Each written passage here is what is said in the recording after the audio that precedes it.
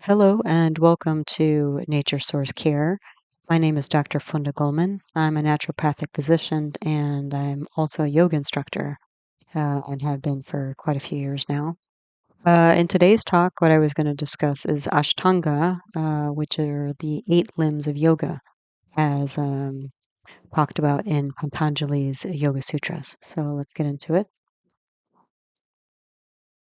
So the reason why I decided to do this talk is, throughout my teaching career as a yoga instructor, I've actually had quite a few students who are longtime practitioners of yoga, 10 years, 15 years, that sort of thing. And what's interesting to me is despite, weekly, if not daily practice over many years, is that they'd actually never heard of these concepts, and the philosophy of yoga. Part of this, perhaps, is that, I live in the United States, and I think to some degree, I haven't practiced yoga in too many other places, just here for the most part. But I think to a large extent, the practice of yoga in the United States is often seen as a type of exercise class. Sometimes it's also considered to be kind of a kind of chill out, calming practice, a bit of stretching, that sort of thing. And I don't actually hear too much or too often people talking about the philosophy of yoga. Because again, I think that if somebody's deep in the practice, and if they've heard of these concepts, then they can start to use these concepts and use them, to guide their daily life. Not just their spiritual life, but the other aspects of their life. So I like to talk about it. It's fairly simple to start. So let's just do that, and then we'll see where we land. So Ashtanga means the 8 limbs of yoga, and again, this is from Patanjali's Yoga Sutras. And so the 8 limbs are these that I've listed here: the yamas, the niyamas, the asanas, the pranayama, pratyahara, dharana, dhyana, and samadhi. Okay, and you can see on this slide, I have this kind of linear graph here, almost like a stairs, I guess you could say. And the thing is, they're lined up like this because the practices lead up to each other. Okay, and so typically what we do is we start with the yamas. The other thing to note here in this graph is that, or in this diagram here, is that the first 4 limbs of yoga are considered external practices, and then the second 4 limbs are considered internal practices. So the external practices you can actually witness somebody do, and the internal practices, not so much. Again, let's just we'll get into a little bit more of like a description, a little bit more of an example with each of these. But just very briefly, the yamas are the restraints. The niyamas are the observances, and these two basically form kind of a practice for daily life as you're moving through your day, your work day, your relationships, that sort of thing. These practices are used to help guide somebody in their daily life. And the other thing is that, if we're talking about yoga here, in the background of yoga is that all of this are different ways of generating more positive karma in your life. Okay, and that's going to be important. So after the yamas and the niyamas, we have the asanas, and these are the yoga poses. So this is more the physical practice. Most yoga classes, this is what you do. You do like the balasana, child's pose, or you do Paschimottanasana, right, the Western pose and that sort of thing. So the asanas are very obvious in terms of an external practice, but and there is usefulness and benefit from doing the asanas in terms of doing a physical cleanse as well as an energetic cleanse to some degree. Because again, the yoga and Ayurveda and these Vedic arts are have an energetic basis to them. But the thing is, people can be doing even that, like, some of these things, even though they're listed here separately, like asana, the poses, yoga poses are considered external practices. That's the thing is when somebody's doing a yoga class, for example, and they're going through different poses, you can't typically know what's going through somebody's mind. And so, yoga, again, some people can do yoga almost like an exercise where they're not integrating their mind and their heart and their spirit with the practice because they're just focused more on touching their toes or getting stronger or getting more flexible. And all those things are good, but they're not necessarily, um, the sort of higher concept of yoga in terms of yoga, and all of these together being yoga, not just the asanas. Again, the asanas is just one of these 8 limbs, but doing all of these practices together as more of a lifestyle are what will help to advance somebody spiritually. Um, yeah, so that's the thing. So again, the asanas, you don't quite know what's going on. If there's a student in class, you don't quite know what's going on in their head. I mean, if they're focused on just, touching their toes because somehow that makes them, I don't know, feel or think that they're better or something, they can touch their toes. And I guess that can be a good thing. But, is there an element of competition to it? And often there is actually when I talk to my yoga students, they'll say, oh, this person can do this and this person can do that. And it's like, the advice generally is, keep your eyes on your own mat, and focus on your own practice because we're all different beings. We all have different paths. We all have different karmas that we have to deal with. So it's usually not, it's not always helpful to, compare and compete with others. Sometimes it can be if you're comparing yourself just to perhaps realize that, more can be done and it inspires you. Not necessarily, it doesn't put you in the framework of I'm better or worse than somebody else. But it's just, oh, there's more, I can expand even more than I perhaps assumed initially. So, so anyway, that's the third limb, the asanas. Then the fourth limb is pranayama, and this is breath control and breath work. So, then come the internal practices. And the first one here is pratyahara. And this is a limitation of the senses, control of the senses. So pranayama is sort of control of the breath, and pratyahara is control of the senses. And then there's dharana, and this is more getting the mind to focus on something. So sometimes you might have a yoga teacher that, puts you in a certain pose, like maybe a tree pose, um, and, if you're standing on one leg, can get a little bit shaky, wobbly. And sometimes they'll say, well, just focus your eyes on a spot on the floor or the wall or something. And focusing the mind on that one spot can sometimes calm down the body and make you less wobbly. So dharana is that kind of thing. And then dhyana is, so dharana is the focus. So bringing all of your attention and energy to a spot to focus on mentally. And dhyana is to maintain that focus. So it's like concentration. Yeah. Um, and then samadhi is the 8th limb. And samadhi is not actually something you can do, but it's something that you prepare for by doing these other 8 limbs. But what samadhi means is some people translate it as bliss, other people translate it as just pure awareness. So by going through these steps and integrating these steps, basically what you're doing is you're setting up yourself up for a more likely possibility of entering into samadhi, which again you can't force or create, but just be open to. Yeah. So let's get into a little bit more, but that was just a short intro of the 8 limbs here. And just to give a little bit more detail and a few more, I think, examples here. So the yamas, there are 5 yamas, and again, these are the restraints.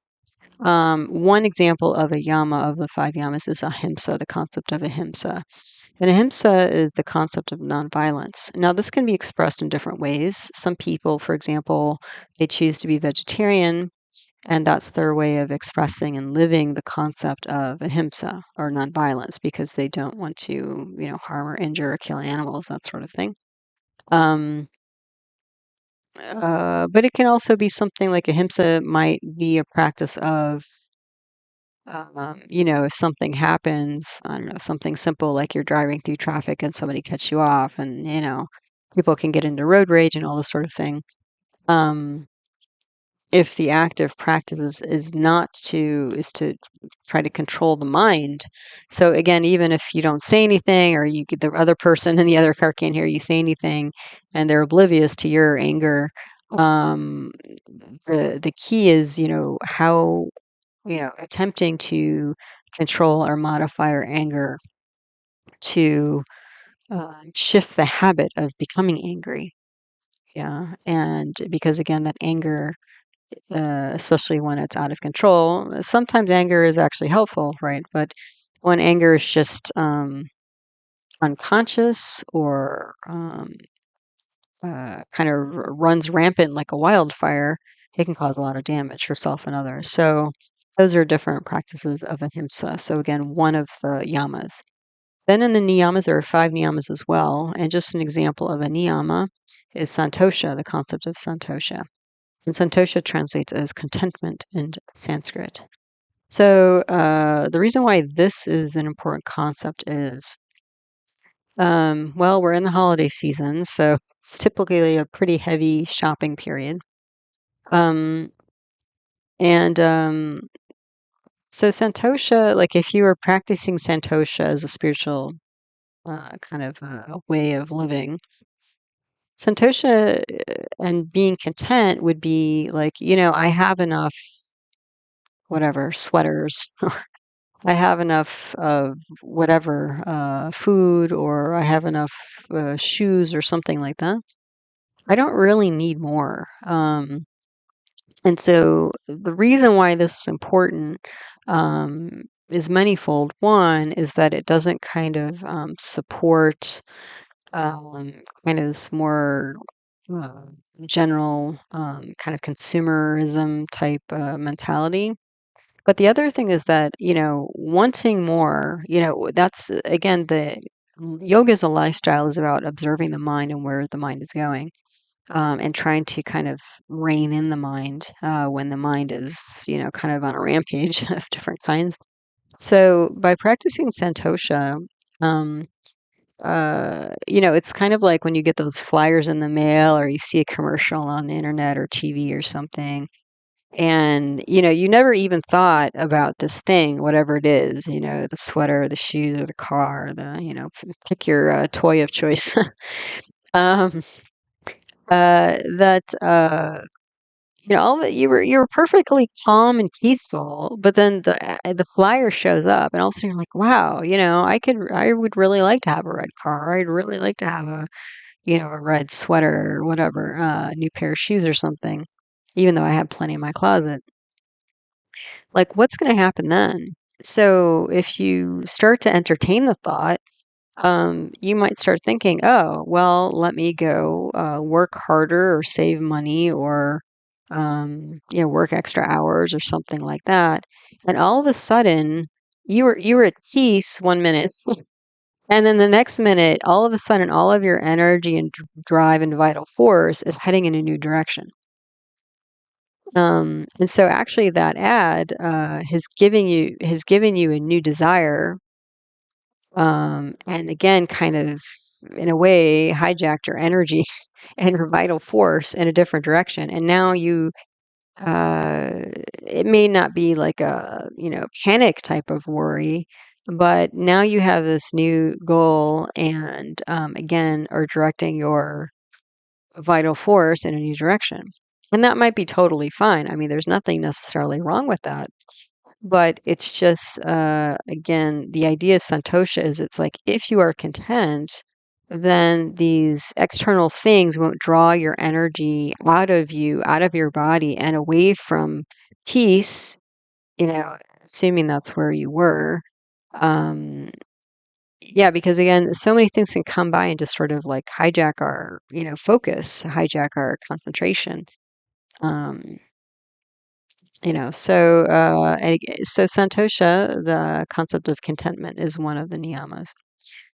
Then I mentioned the asanas, the poses. So just in examples like balasana, child's pose, or tree pose, or warrior pose, or yeah, I think you probably have a good concept of that. The pranayama, there are all kinds of breath control techniques. So like anulom vilom, which is alternate nostril breathing, that's a technique of pranayama. And the reason why pranayama, so again, all of these things are leading up to samadhi. Okay. So the yamas and niyamas, again, ahimsa, santosha, those things are important because it's sort of a starting point, right? I mean, if your energy and your vital force is getting scattered by the wind, with anybody, and again, these days it's hard to get away from this, right? With social media, especially, and, everybody's connected all the time with their phones and gadgets or whatever. If your energy is getting scattered, then that's the opposite of actually focusing, concentrating, and then transcending the mind. It's almost like the mind gets hijacked and it leads you on these, you know, kind of wild goose chases in a way. And again, not necessarily that these things are bad, but if we're not conscious, and we're not like, if we don't consider, like, if we're not mindful about the choices and the way that we spend our time and energy, then we can get lost in all these things that, ultimately may not be that fulfilling. Yeah. Um, so yeah, and so those are the yamas and niyamas. So on this day-to-day practice of things, and how to manage energy and focus. And then the asanas, again, we're starting to, again, it's an external practice. So we're starting to focus, just trying to put our body in a pose, trying to like learning what is child's pose and then getting our body into the child's pose and then hanging out in child's pose for a couple minutes or something. That's a form of concentration. And you might notice if have a pretty, fairly consistent yoga practice is that when you start going through the poses, your mind detaches from all these other external things that tend to kind of, splay your energy and attention in all sorts of directions. Yeah. So asana is a physical way of starting to bring your energy back to yourself and focus that energy. Even if it's still external, it's still like a, kind of a step towards this idea of concentration and focus that eventually will, is hopefully coming into the mind. And then the pranayama, the reason why that's important is that as you start to learn to control your breath, you can start to control your nervous system and the thoughts that you're having.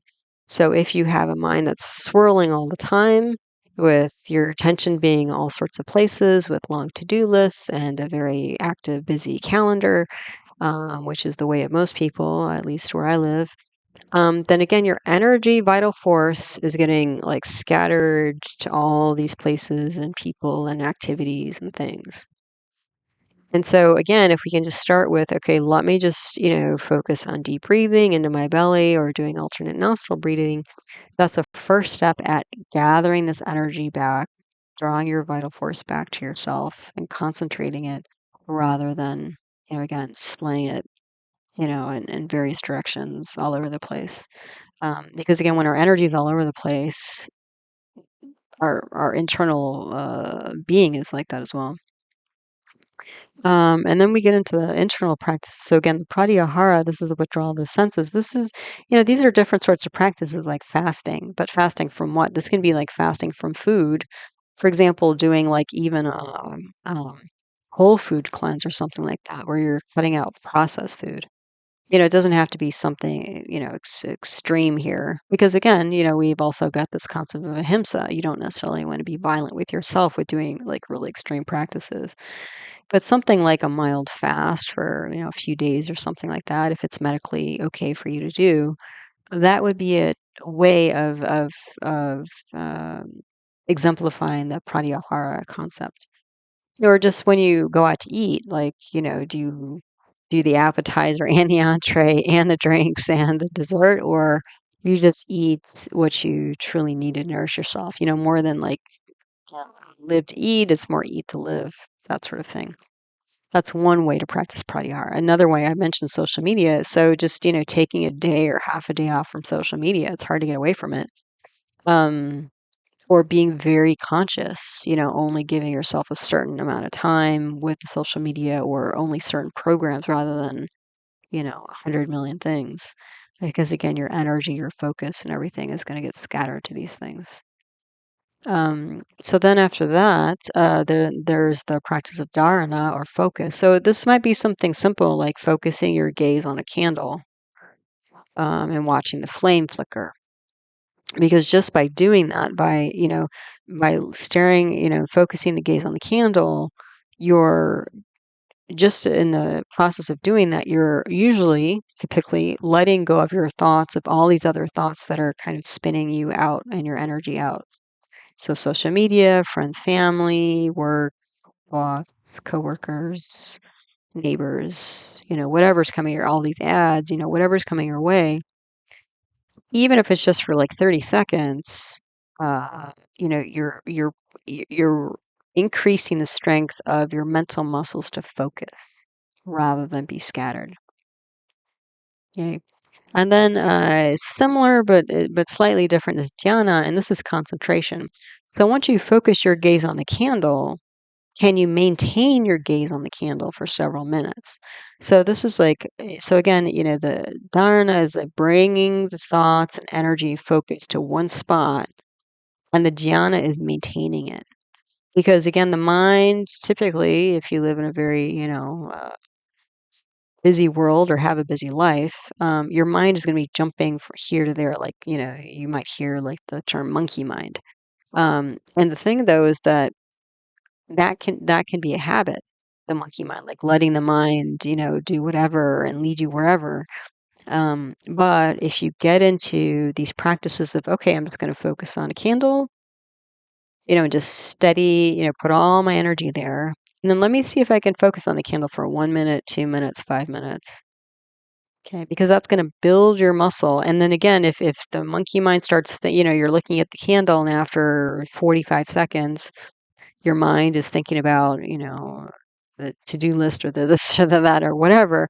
It's like, okay, you notice that, and you just gently bring your mind, your focus back to the candle flame. That's it. And then the mind is going to wander again, typically, and you're just like, okay, let me come back to the candle.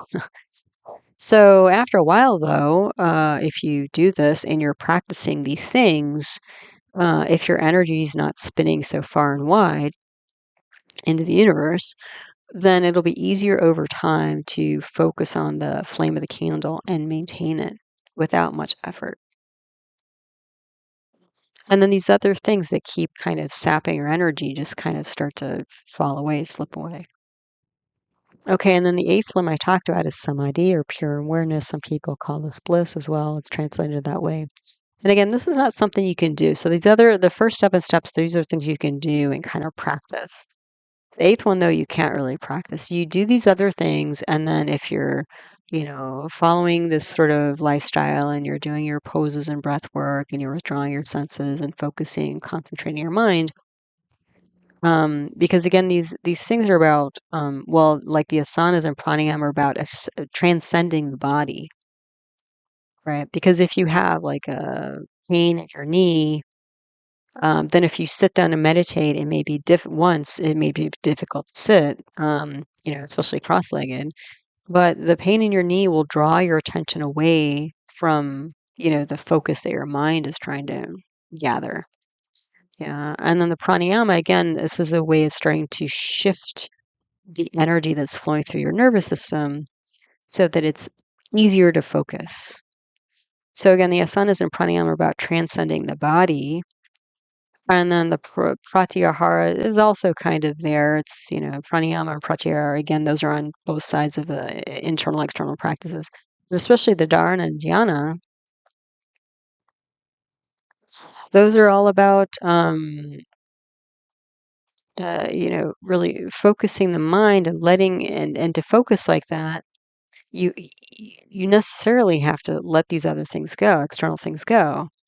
And then at some point, you let the focus and the concentration go, and you transcend the mind. And again, that's not something you can do because if you lose your focus and concentration, the monkey mind might kind of pop up again.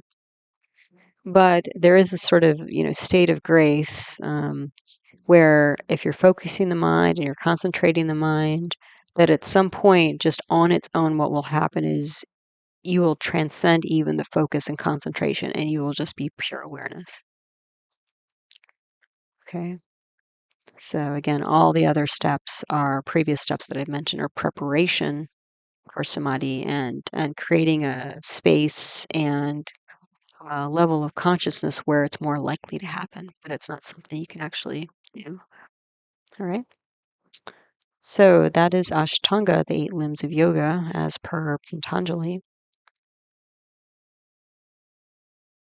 So as always, I want to thank you for your time. I appreciate you stopping by, listening to a talk. I appreciate all your support on the channel. It's been a little bit of time since my last talk, so my focus has been elsewhere, but trying to rein it back in, as we all do.